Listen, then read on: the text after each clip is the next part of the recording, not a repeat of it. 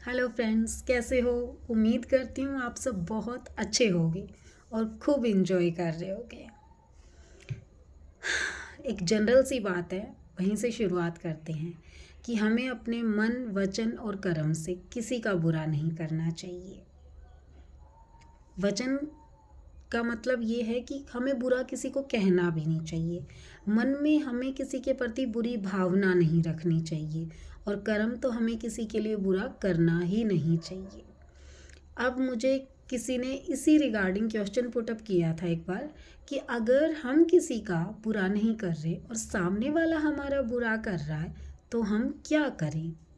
मैंने कहा अच्छी बात है कि हम किसी का बुरा नहीं कर रहे, बट फिर भी सामने वाला हमारा बुरा कर रहा है तो उसका सबसे अच्छा और बेस्ट ऑप्शन तो ये है कि उस इंसान से दूर रहना चाहिए।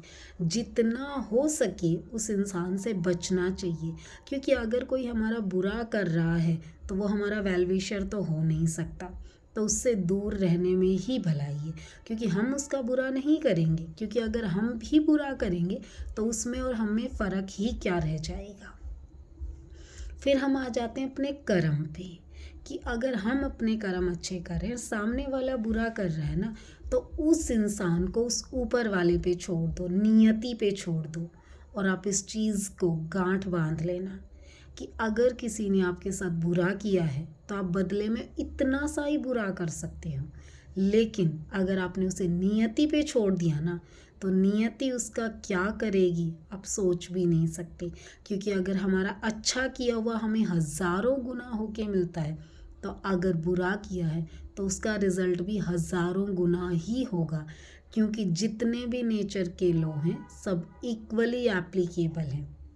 जैसे हमारा लॉ ऑफ ग्रेविटेशन है, ग्रेविटी, आप चाहे पेन को ऐसे गिराओ तो भी वो नीचे जाएगा, ऐसे गिराओ तो भी वो नीचे ही जाएगा, क्योंकि ग्रेविटी उसे उधर खींचेगी।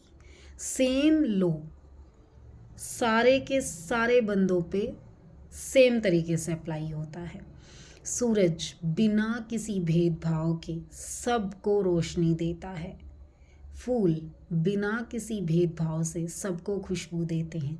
उसी तरीके से नेचर का हर एक प्रिंसिपल, हर एक लॉ इक्वली एप्लीकेबल है। अगर कोई इंसान आपके साथ बुरा कर रहा है ना, तो नियति पे छोड़ दो, क्योंकि उसका वो कर्म है और उसका फल उसे मिल जाएगा। मैंने एक बार सत्संग में सुना था कि अगर कोई आपका बुरा करता है ना, तो ऊपर वाले पे छोड़ दो, और ऊपर वाले पे छोड़ दिया ना तो वो आपको तसल्ली करा देगा कि ऊपर वाले ने उसका किया क्या है। इसलिए उस ऊपर वाले पे भरोसा रखो। अगर कोई आपसे दुश्मनी करता है तो उसे इग्नोर कर दो। अगर आप सही हो तो सही बने रहो। हो सकता है एक मोमेंट ऐसा भी आए कि आपके साथ कोई खड़ा ना हो। कई बार सही इंसान के साथ होने वाला कोई नहीं होता, और गलत इंसान के साथ खड़े होने वाले हज़ारों लोग मिल जाते हैं। बट हर एक सिचुएशन में सही बने रहो, क्योंकि सही हो और सही बने रहोगे तभी आपको रिज़ल्ट मिलेगा। अगर आप सही हो बट किसी वजह से आप सही नहीं बने रह सकते, यानी आपने भी गलत रास्ता अपना लिया है, तो फिर उसका रिज़ल्ट तो आपको उसी के अकॉर्डिंग मिलेगा। क्योंकि सही शुरू से बने हुए हो, 90 तक का स्कोर आपने सही बन के पार कर लिया, तो लास्ट का 10 वाला भी आपको सही बन के ही पार करना पड़ेगा। तो आज की कहानी या आज का ये वीडियो सिर्फ इसी बात के ऊपर है कि हमें हर हाल में सही बने रहना है। अपना जो स्टैंड है ना, उसे एंड मोमेंट तक वैसा का वैसा रखो कि आप सही हो, चाहे पूरी दुनिया आपके खिलाफ है, आप सही हो। और इस चीज़ को वक्त खुद साबित कर देगा, क्योंकि सत्य को कितने ही तालों में, कितने ही पर्दों में छुपा लो, बंद कर लो, सत्य एक दिन सबके सामने आता है। सच्चाई को टाइम लगता है, गलती जो है वो 2 मिनट में सामने आ जाती है, लेकिन सच्चाई साबित होने में टाइम लगता है। क्योंकि आजकल का टाइम ही ऐसा है, लोग गलत रास्ता ऐसे ऐसे अपना लेते हैं, लेकिन बुरे रास्ते पे उन्हें पुश करना पड़ता है कि सही रास्ते पे उन्हें पुश करना पड़ता है कि भाई चलो, बुरे को छोड़ के सही को अपनाओ। लेकिन नहीं, बहुत मुश्किल होती है। एक इंसान को 5 मिनट लगती हैं शराब की आदत लगने में, लेकिन एक इंसान को बुरी आदत छुड़वा के अच्छी आदत अपनाने में सालों लग जाते हैं। तो बुराई का रास्ता बहुत आसान है, सच्चाई का और सही मार्ग थोड़ा मुश्किल है।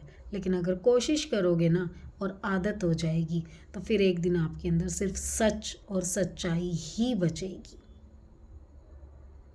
सही बने रहो, सही का साथ दो, सत्य के मार्ग पर चलो। यही जीवन का सबसे अच्छा कर्म है, क्योंकि आपके साथ अगर कोई जाएगा तो आपके कर्म जाएंगे और कोई नहीं। न माँ, न बाप, न भाई, न दोस्त, न पति, न कोई बॉयफ्रेंड, न कोई बेस्ट फ्रेंड, कोई भी नहीं। इवन वो भगवान तक भी साथ नहीं जाएंगे जिसको आप अपना आराध्य मानते हैं।